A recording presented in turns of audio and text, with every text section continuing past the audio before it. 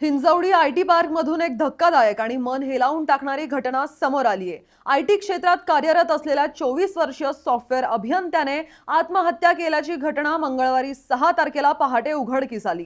सुजल विनोद ओसवाल वय 24 राहणार वानवडी असे मृत तरुणाचे नाव असून तो हिंजवडीतील टाटा कन्सल्टन्सी सर्व्हिसेस TCS या नामांकित कंपनीत कार्यरत होता। पोलिसांच्या प्राथमिक माहितीनुसार ऑनलाईन जुगार आणि सट्ट्यातून निर्माण झालेल्या आर्थिक नैराश्यातून हा टोकाचा निर्णय घेतल्याची शक्यता व्यक्त केली जात आहे। पोलिसांनी दिलेल्या माहितीनुसार आत्महत्येपूर्वी सुजल ओसवालने आपल्या नातेवाईकांना मोबाईलवर संदेश पाठवला होता। त्या संदेशात ऑनलाईन सट्टा आणि बेटिंगमुळे मोठ्या प्रमाणावर कर्ज झाले असून त्याच आर्थिक ओझ्यामुळे हा निर्णय घेत असल्याचा उल्लेख असल्याचं पोलिसांनी सांगितलंय।